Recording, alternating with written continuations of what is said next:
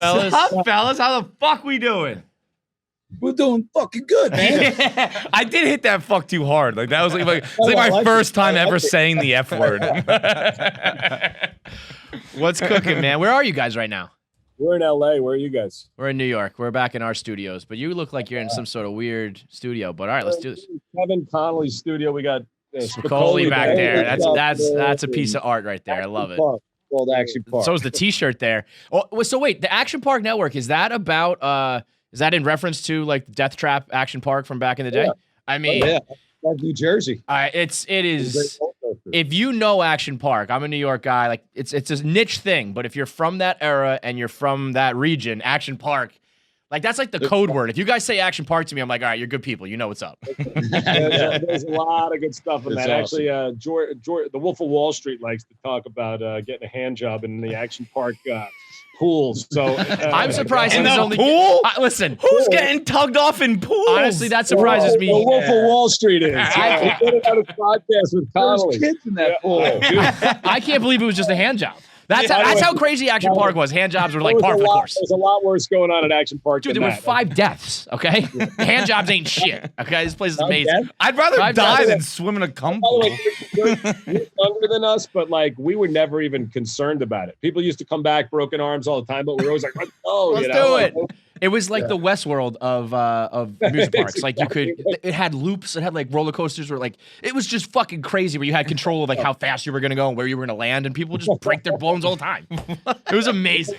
It was great. There's a documentary. There's a documentary about it. Yep. that you can. It's just fucking crazy. It's really Well, the unbelievable. version out here is Magic Mountain, so it's very No, similar. no. It's got no. no. No, not like that. Not like that, Kevin. No. Action Park was lawlessness. They were like, Yeah. "Oh, you hurt too bad." Like there was Yeah. nothing. Now you sue them for $100 million. Right. I mean, it's good old-fashioned nostalgia, which I feel like at this point, Entourage has a ton of, which is weird to me because I feel like it was just yesterday that I was watching it, but I guess at this point we're kind of in the nostalgia phase, especially if you guys are doing a podcast about it. It's time to like recall it and remember it. Is that weird for you?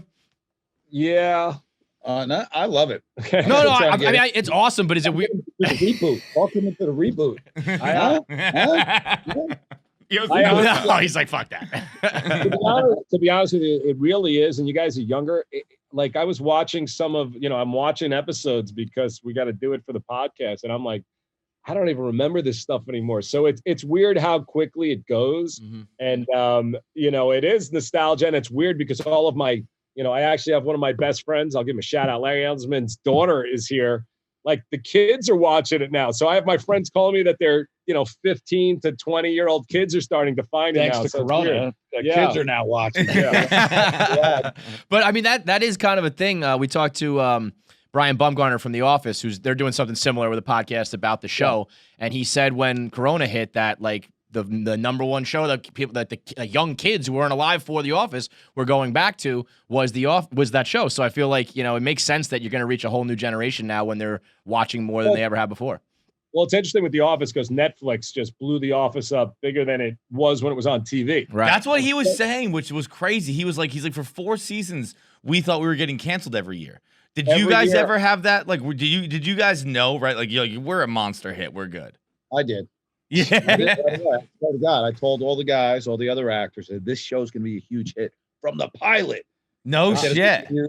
Then we got picked up, and then they were worried, are we going to get another season? I said, absolutely. What was it like? Was there a single moment or something specific that you knew, or just like the vibe? Yeah, but I've done failed pilots before, so I knew that this has got so much more to, that seems like it could go on and on and on, and it's so clever and fun, and the characters are so interesting. I just felt like it had legs. And by the way, that's what the drinking Irish guy says. I'm the neurotic too. I honestly thought we were getting canceled every single day. I was like, when we got nominated for Golden Globe and we lost to Desperate Housewives, I stormed out and I bumped into Larry David, who lost for Curb, and I'm like, what are you upset about? He goes, what are you upset about? I'm like, I'm scared we're going to get canceled. I don't have $1 billion in the bank from Seinfeld, But I mean, it's wild to see The Office. And again, The Office at the time, I was like, this show is genius, but a lot of people weren't watching it.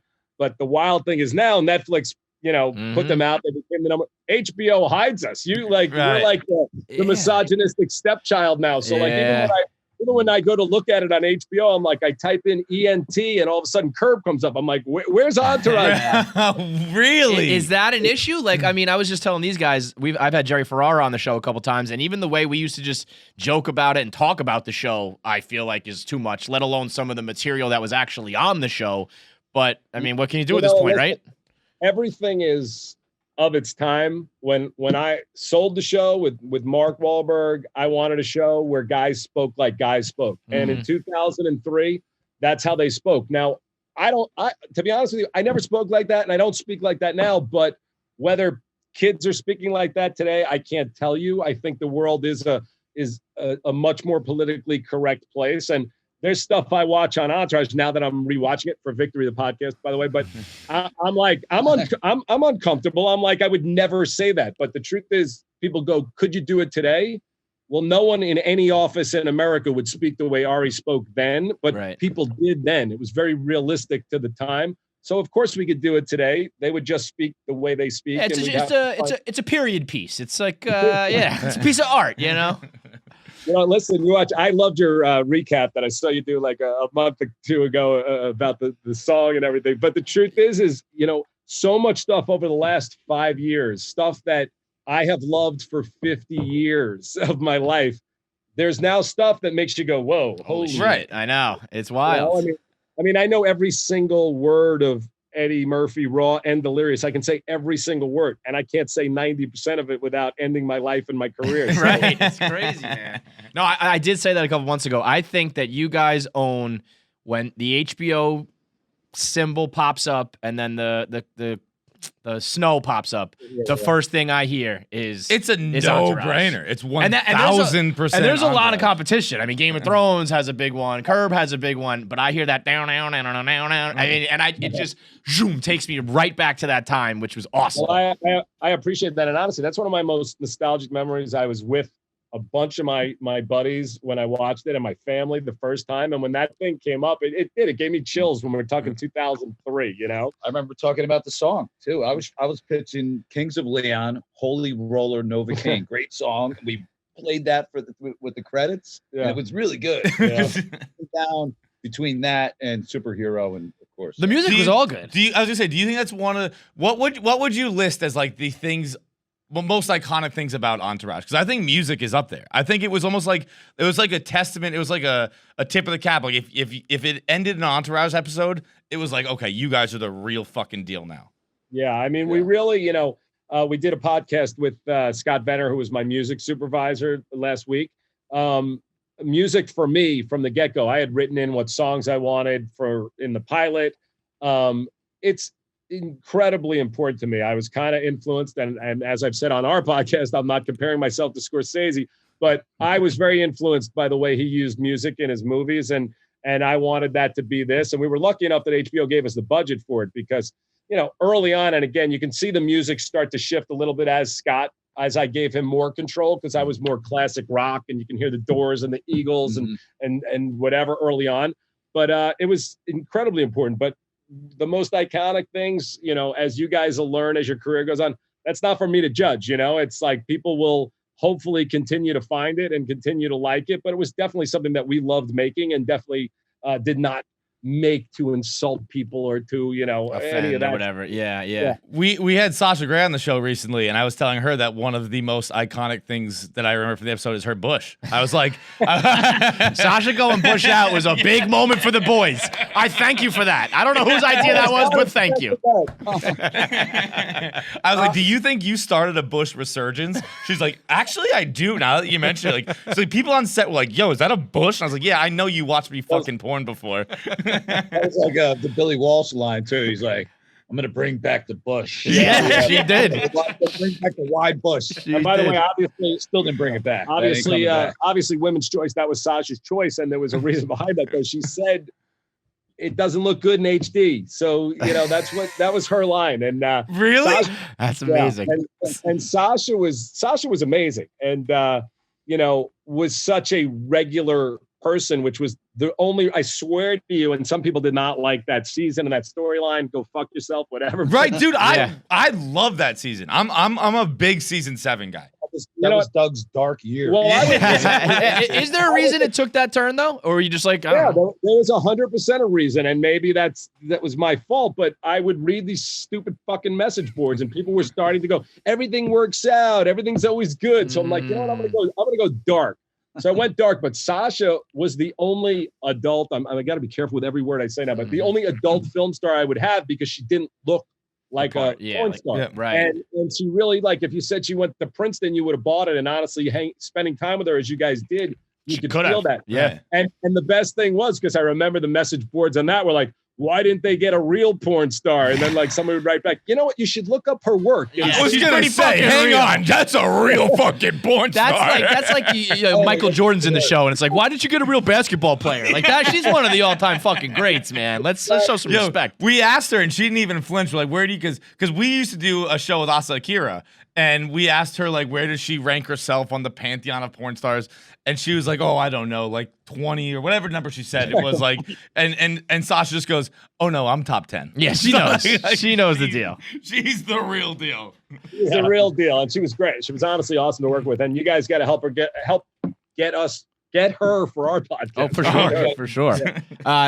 Do you have any regret about, like, I try not to ever let message boards, comments, any of that like impact what I actually do. Of course, maybe it bothers you, but then to put, I'm going to change the way I write, or I'm going to do something. Any regrets there, or you're happy with how that came out? You know what? No, I don't have any regrets, because I think I listened to people. I mean, there's a couple of things, if you remember the show well. I mean, people wanted to know why Medellin was a bomb. I thought it was a big hit when I wrote it. And then we shot this trailer that Mark Wahlberg, who's one of the best directors in the world, who does Game of Thrones and does Succession. He made this trailer, and all of a sudden all the message boards said it looked like shit. Vince's makeup looked terrible, this and that. I'm like, huh. So I made it a bomb, and it actually, I think it worked better for storyline. Interesting. The thing about, I think, any writer is you listen and then you take in what makes sense to you. I mean, I would get the same type of shit from these guys. I would get comments and criticism. I gave you a hard time when you made drama too hard on Turtles. He was my assistant. Really? I was beating him up. I was like, you got to cut these bananas thinner. I should be See, that was the best. We love that. People got pissed. No one got drama. They did on the message board. They're like, drama's become a real asshole. See, the thing I knew, with Kevin is he could do anything and get away with it, because you like him. You just like. So, you redeemed my character at the end of that season. Yeah. But I do listen. I take in other people's comments, and no, I don't have any regrets, to be honest, about anything. People can say whatever they want. My only regret about the movie is that it didn't come out a year and a half earlier, because I really think the culture was shifting. The movie, I spent a lot of time trying to make it as similar to seasons 1 and 2, which seemed to be people's favorites. And I think we accomplished that. We tested through the roof in marketing, but the world was really changing, and we didn't even know it. The Me Too movement was right around the corner, and all of the reviews were, this is the most misogynistic thing, which Really? I didn't know that. Yeah, and the show was really like, oh, this is the best show on TV. Right. You did the same exact thing. Yeah. The same thing. So cultures do shift, and you have to adjust to it. I usually was ahead of the curve, but I missed it on that one. And also we got stuck. I mean, we couldn't get the movie done early enough, and whatever, it is what it is. But I don't have any regrets on anything, because it was a great experience. Wasn't us, fellas. Wasn't us. Now, was Vinny single in the movie as kind of like a fix for the end? Because I think people didn't really love him getting married. Was that why? Like, he was right away like, all right, he's single now. Never mind, fuck it. Yeah, that was part of it. Also, Alice Eve, who's amazing, was like, doing huge movies, so we weren't going to get her anyway. So, but I wanted the movie to have the guys back together as much as possible. Yeah. I wanted to keep them like as that original core, because even looking at season 7 and 8, I was just scanning through for some things today. I'm like, God, who are all these people? There was so many other characters. The early years were really as much as possible of these 4 guys together. Right. So, people have preferences to whatever it is, but still, no, there are no regrets. It was a great run, and I love that, having them back together, because it is. We had Steve-O on the show last week, I think, and we were talking about how Jackass was one of the shows that really like taught you what male friendship was. And like my other one's Entourage. Yeah. Like my entire life is just based on what you taught me. Is it like that? How are you guys in real life? Are you all tight? Yeah. I mean, really tight. you know, I mean, Me and Doug are super tight. certainly. Connolly and Jerry Ferrara. Yeah. And I we mean, love Adrian. And yeah, I mean, we don't see Adrian as much. He's saving the world around. I was but, I was just gonna say, I feel like when people learn who Adrian is, it's he's different. He's an actor, guys. He's not really Vinny Chase, and I think sometimes that like fucks with people. But yeah, but honestly, he's got so much of that energy that Vince had. He really is just a carefree kind of good spirit who likes to take care of other people. But I mean, Kevin, Jerry, and I have been, we've stayed in close contact, but I still speak to Adrian as well. But the behind the scenes were very similar to in front of the camera in terms of the dynamics between us. And honestly, I feel weird like promoting, but Victory the podcast, you hear it between us. It feels like the show, even though it's not scripted. Yeah, because we bust on each other and we make fun of each other. It's just like what it is. Kevin got excited there. He's like, yeah, we do. Yeah, we do. I can't go back and listen to any of my podcasts. I don't like looking at any of the videos I make. Is it weird for you at all? Like, Kev, when you see yourself, is there anything where you're like, oh man, I can't believe I said this or did that, or it's all good? He loves himself. Yeah. Sometimes I do look at a scene and I go, I wish I did that differently. I wish Doug didn't steer me down that road. But no, for the most part, watching Entourage, I can watch any episode. I love watching it. I don't really listen to the podcast because I was there. I already said it. You know it. Yeah, you know the deal. I mean, the first three I listened to, but it was the first show for me that I think, like, I'm a pretty big TV nut now, and I feel like the first show I ever, like the first premium channel show where it was like I'm gonna watch this week to week and it has a season long arc, all that shit. I think it was Entourage for me, so I think it put it on to every other HBO series and every other hit series. So really paved the way for probably me and a lot of people my age. And by the way, Obama, you just posted that too. It was President Obama's favorite show. Yeah. Really? Barack watching every night, every week? He wouldn't miss it. By the way, you can Google that. It's interesting to read about, which he would never be allowed to say today. Never. We were supposed to have Ari, his brother was chief of staff, and we were supposed to go to the White House and actually screen it. But again, I'm telling you, like the culture started shifting, and all of a sudden, like Obama even saying that he thought Entourage was a good show. Yeah, it's like, what did he say? Like, that feels like a Trump show, maybe. But that's one of my favorite things that's ever happened, really, is who's the fucking star of Homeland? Damian Lewis. Damian Lewis, like Obama loved season 1 of Homeland. So Damian Lewis, before it came out, before it came out on DVD, he gave him the first season on DVD and signed it from one Muslim to another. Like Obama, it's like, yeah, it's like Obama's favorite gift. He thought it was fucking hilarious. Wow, that is fucking funny. That's funny. I think what's great about the podcast is, and you can check it out, Victory the podcast, download it, listen to it now. It's a week. You're going episode by episode, right? Yeah, but we're also, we're doing Entourage, but we're also talking our lives and, our 50 years in Hollywood and for sure. A guest come in. We'll just talk about what that guest. Right. Yeah, we'll talk about Sasha's bush. I get it. Wait, actually, you know what? We just read before we came in here. Everybody always says it's loosely based on Mark Wahlberg's life.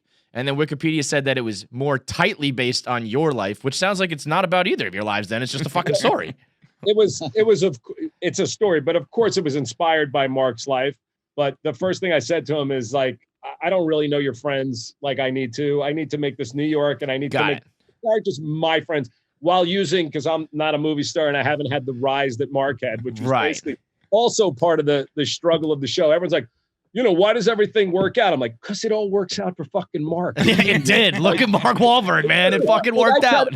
I try to keep him down so much more than like Mark's actual life. But the truth is, I wanted a Sunday night that you had fun and you felt good. And you didn't. Yes. You know what? Every fucking showrunner and writer tries to get so cute with it now. And I think there's something to be said. I think the reason why every show with the finale always kind of drops the ball, it's because you're afraid to wrap it up in a bow. And it's just like, just fucking wrap it up. People like it. Just give them what they want and let the haters fucking cry about it. Yeah, well, kind of wrapped it up nicely. I do like all our endings, but I'll end it with this. I mean, I did, because I was so tired of people, like, they started doing sketches. Oh, everything's all good and making fun of us. I was going to kill Vince in the finale. Oh, you should have done that. You definitely either wrap it up or burn it down. I like how Kevin went the exact opposite. Wrap it up Actually, or burn it down. That's fucking great. Can you imagine drama as a pallbearer? Oh. Okay, so Wahlberg, who really was the fucking best producer ever and was supportive and helped us get when we needed Tom Brady, Scorsese, James Cameron, whatever. But he called me up and said, "Are you out of your fucking mind?" How were you going to kill him? What was going to be the cause of death? It was going to be an OD or something. Yeah. Oh, that would have been dark and great. And no one would have seen it coming. Nobody. They were, again, no regrets, but we were getting this negative energy towards the end of the show, which I look back on it now. I'm like, fuck you. I wanted people, and I do think our core audience on Sunday night, they left at the end of 8 seasons and they felt good. It wasn't, but I wanted to shock the shit out of people. But I think Mark was right. I think Mark was definitely right. That was